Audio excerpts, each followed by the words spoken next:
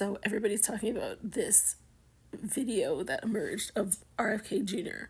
in a creek in Washington. I think it's Washington State or something like that. And as you can see from the headline, it flows with sewage and bacteria. He's in there, not only by himself, but he brings his grandkids in to the water with him, and they're frolicking around in the water, and he's actually fully submerged under the water. And like this on Inside Edition, they basically talk to like environmentalists, and they're like, yeah, it's banned. You're not supposed to be wading in the water. They don't even let like dogs wade in the water because of how contaminated it is with like bacteria and stuff. So yeah, it's kind of weird that he's able to do that and not have a fine for doing that. But then just to put your grandkids in that water too is kind of, I don't know, seems bad. But he can do what he wants with his family, I guess. But I just kept thinking, look at all those people in the US, remember last year, that were getting the brain eating amoeba?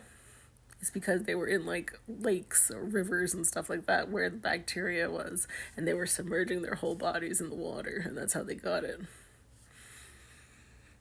So this place is actually in Washington, D.C., and it's called Rock Creek. And apparently the National Park Service has had warnings about this body of water for years, and they've said that, this is dangerous. You should not be swimming in this water. So this is what they say. Rock Creek has high levels of bacteria and other infectious pathogens that make swimming, wading, and other contact with the water a hazard to human and pet health.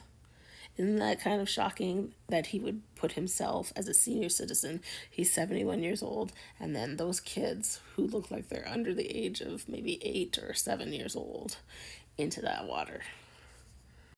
So basically, swimming has been banned at that area for about 50 years.